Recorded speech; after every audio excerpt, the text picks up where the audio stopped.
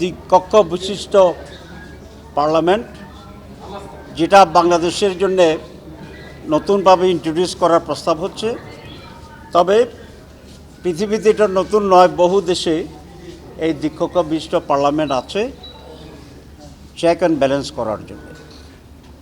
আজকে আলোচনায়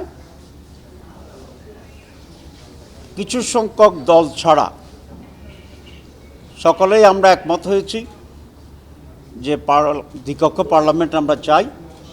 মূলত দ্বিকক্ষ পার্লামেন্ট চাই না এরকম বোধহয় একটি বা দুটি দল বলেছেন, আর সকলেই দ্বিকক্ষ বিশিষ্ট পার্লামেন্টের পক্ষে। কিছুটা ডিফারেন্স হচ্ছে এটা ফরমেশন বিষয়, কীভাবে এটা ফর্ম হবে এবং এটার ফাংশন কী হবে সেই নিয়ে।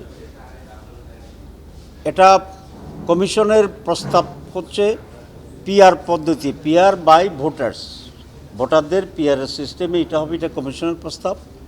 এবং 2/3 মেজরিটি বা তার চেয়েও আর একটু বেশি সংখ্যক প্রতিনিধিরা দলের পিআর সিস্টেমের ব্যাপারে আমরা একমত হয়েছি।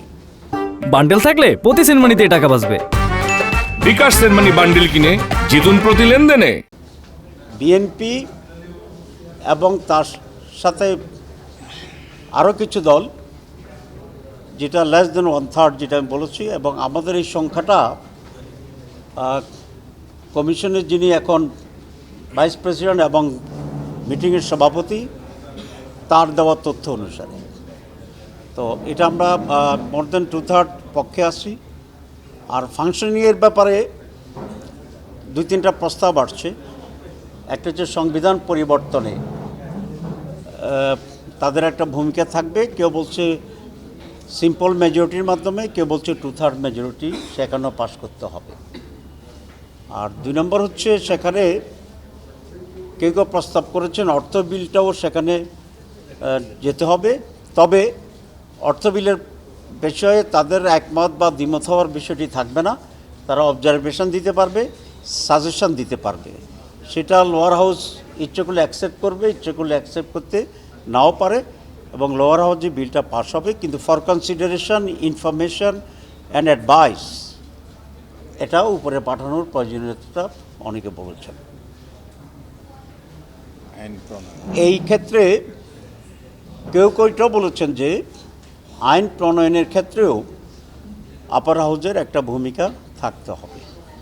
এরকম একটি পর্যায়ে এটা কনক্লুড করা হয়েছে এইভাবে যে কমিশন সব শুনেছে, বক্তব্য রেখেছে, এবং কমিশন বলেছেন আমরা এটা শুনেই কমিশনেই একটা সিদ্ধান্ত এখানে চূড়ান্ত করবেন, এবং সেটা আমরা আশা করি রোববারেই কমিশন একটা ফাইনাল সিদ্ধান্ত আকারে পেশ করবেন। এটার আলোচনা আকারে পেশ হবে না, considering the opinion, number of the opinions.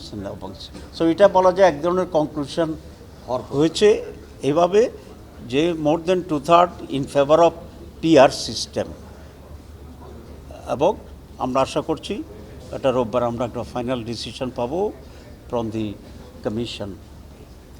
2 নম্বর যেটা সেটা হচ্ছে আমরা আলোচনা করেছি সংবিধান সংশোধনের বিষয়টি আজকে আলোচনা হচ্ছে, কারণ প্রত্যেকটা সাবজেক্টই আজকে গুরুত্বপূর্ণ। সংবিধান সংশোধনের ব্যাপারে আমাদের যে এক্সিস্টিং কনস্টিটিউশন আছে সেটা হচ্ছে 2/3 মেজরিটি হইতে হবে কমপক্ষে সংবিধান সংশোধনের জন্য।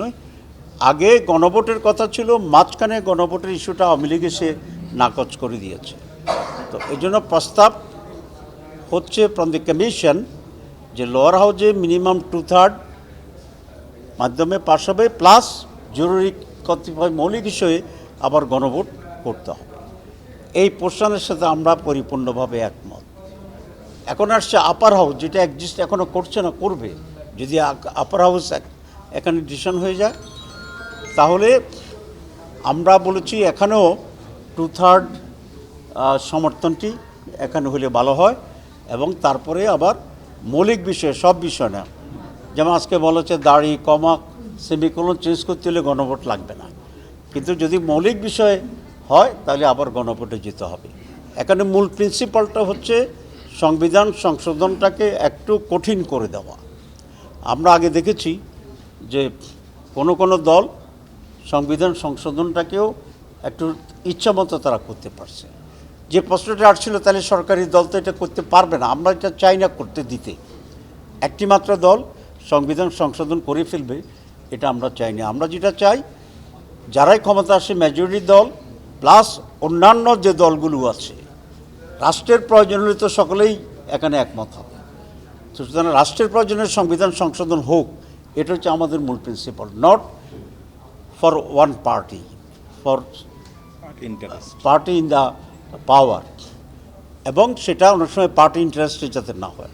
সেই জন্য থিম অ্যান্ড প্রিন্সিপাল আইডিয়া হচ্ছে কনস্টিটিউশন চেঞ্জ করাটা একটু ডিফিকাল্ট করা, যাতে রাষ্ট্রের প্রয়োজনে এটা হয় এবং সকলে সেখানে ঐক্যমত্য পোষণ করে। সুতরাং আমাদের স্ট্যান্ডিংটা আমি আবার রিপিট করে দিচ্ছি। ফার্স্ট অফ অল, লোয়ার হাউজে 2/3 অফ দি পার্লামেন্টের মেম্বার, এটা অলরেডি কনস্টিটিউশন আছে। কনস্টিটিউশন থেকে গণভোটটাকে মাইনাস করেছিল, এটা আবার ইনক্লুড করার আমরা পক্ষে। 2/3 অ্যাগেইন ফর দি মৌলিক বিষয়ে গণভোট। আর আপার হাউস যখন হবে, আপার হাউসে আমরা চাই 2/3 সাপোর্ট নিয়েই এটা হবে।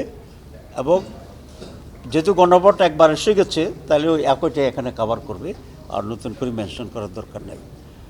3 নম্বর যেটা, সেটা হচ্ছে নারী আসনের ব্যাপার। আমরা গতকাল আপনাদেরকে বলেছিলাম যে নারী আসন 100-তে উন্নীত হোক, এ ব্যাপারে বাংলাদেশ জামাত ইসলামী একমত। প্রক্রিয়ার ব্যাপারে আমাদের ডিফারেন্স আছে। আমরা বলেছি নারী আসনটাতে এবং নারীরাই ভোট দিয়ে হবে, এরকম একটা প্রস্তাব আছে। আমরা বলেছি আমরা একমত আছি, তবে এটা পিআর পদ্ধতিতে, প্রপোর্শনাল রিপ্রেজেন্টেটিভ পদ্ধতিতে যদি হয়, তাহলে এখানে তাদের জন্য এটা সহজতর হবে এবং ভোটার যারা আছে তাদের জন্য সহজতর হবে। সুতরাং আমরা স্ট্যান্ডিংয়ে আছি, এটা আলোচনা হয়নি, বিরতির পরে হয়তো সে বিষয়ে আলোচনা হতে পারে। আমরা আমাদের মতের সাথে একমত আছি। শুধু আমরা নই, আরও অনেকগুলো দলেই চাচ্ছে নারী 100 আসন plus PR system. Thank you very much.